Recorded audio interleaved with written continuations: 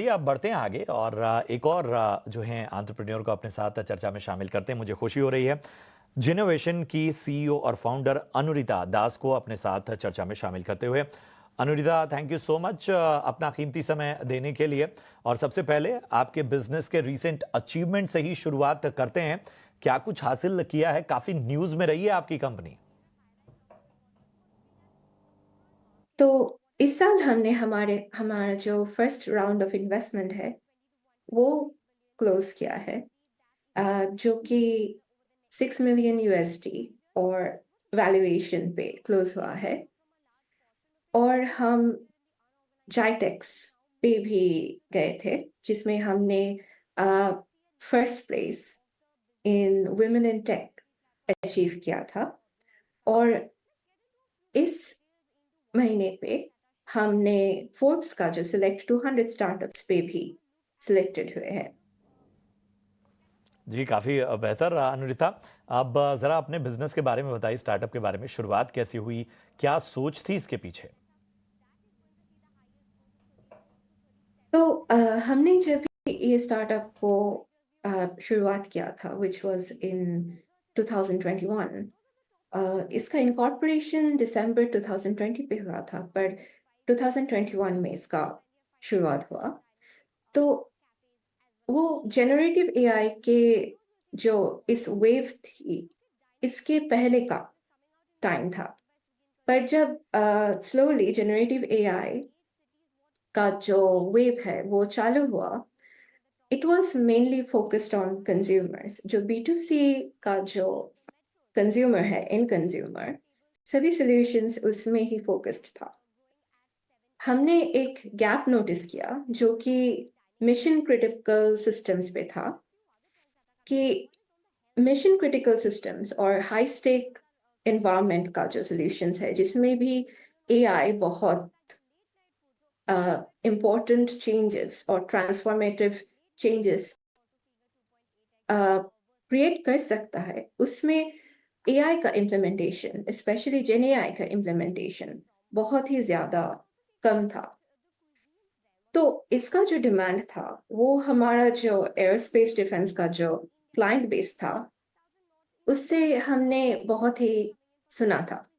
इससे पहले भी हम जो क्लासिकल मशीन लर्निंग एल्गोरिदम्स और मोर क्लासिकल एआई जो है उसमें इम्प्लीमेंटेशंस किए थे। पर ये जो डिमांड था to implement generative AI in high stake environments, जिसमें कि बहुत रेगुलेशंस के बावजूद भी बहुत क्रिटिकल डिसीजंस बहुत सही तरीके से लेना ज़रूरी है। और एआई का कैसे एक डिसीजन उसने लिया है और कितना उसका कॉन्फिडेंस है, ये जो एक्सप्लेनेबिलिटी और ये जो ट्रांसपेरेंसी का एक इम्पोर्टेंस है, ये वो कंप्लीटली स्विच किया to create agentic AI only for, or rather focused on, high stake mission critical environment. Great Anurita. और आई एम श्योर कि ये सारी जो R&Ds हैं और सारे इनोवेशंस हैं, ये अपने आप में एक अलग तरह का मुकाम बना रहे हैं। हमें ये बताइए कि आपके हिसाब से इंडिया में एआई का सबसे बड़ा यूज केस अगले 2-3 सालों में क्या होने वाला है? इंडिया का सबसे बड़ा एआई का यूज केस, ये बहुत ही ब्रॉड क्वेश्चन है। पर एक इम्पॉर्टेंट फैक्टर ये है कि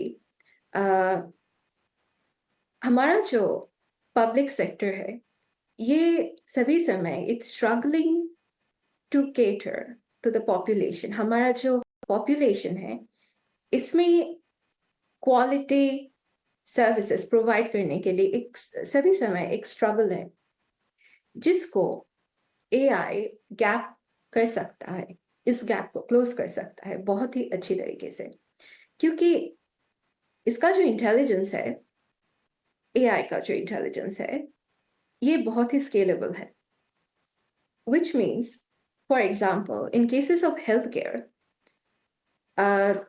or even in cases of important cases like aerospace, whether it's defense or healthcare or other different public sectors, including banking,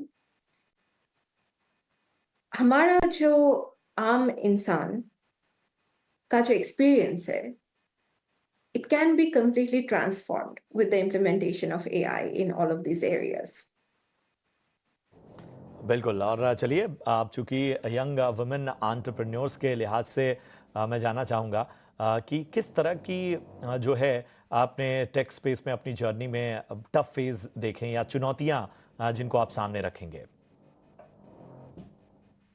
इसको एक्सप्लेन करना कि ये हम कर सकते हैं, क्योंकि अगर हम ये एक चीज को क्रिएट करें जो कि ऑलरेडी है, तो हम उसको रेफरेंस के तरीके से इन्वेस्टर को भी, कस्टमर को भी ये बता सकते हैं कि हाँ, ये फॉर एग्जाम्पल, हाँ, ये गाड़ी यहाँ पे है, हम ऐसे ही और एक गाड़ी क्रिएट कर रहे हैं, पर जो कि सिर्फ हमारा दिमाग में है, इसको एक्सप्लेन करना और इसको ऐसे एक्सप्लेन करना कि ये कैसे एक ऑर्गेनाइजेशन का लाइफ पे इम्पैक्ट क्रिएट करेगा, कि एक कंज्यूमर का जो लाइफ है वो कैसे ट्रांसफॉर्म कर सकता है, ये बहुत ही ज़्यादा चैलेंजिंग है।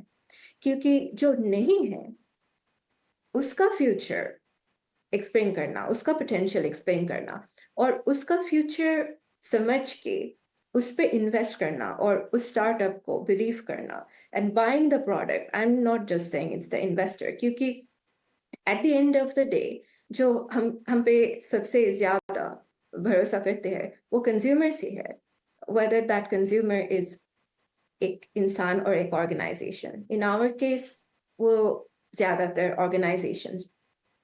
ऑर्गेनाइजेशंस ही है, पर वो जो हमको वो बिलीव करके when they create that first, second, third, fourth orders, वो बहुत चैलेंजिंग है। बिल्कुल। और शायद इन सारे अनुभवों का फ़ायदा भी इस पूरे डीप टेक सेक्टर के लोगों को आपके तजुर्बे से मिलेगा। Thank you so much Anurita, अच्छा लगा आपसे बातचीत करते हुए। ऑल द बेस्ट आपके आगे की फ्यूचर प्लान्स के लिए, और आपके कारोबार, आपके बिजनेस, आपकी टीम को हमारी ओर से ढेर सारी शुभकामनाएं। चलिए, ये था इस हफ्ते का स्टार्टअप मंत्र। कोई सुझाव हो तो यूट्यूब के कमेंट बॉक्स में बताइए, और कुछ जानना चाहते हैं तो वो भी आप पूछ सकते हैं। हमें दीजिए इजाजत, आप देखते रहिए ईटी नाउ स्वदेश। नमस्कार।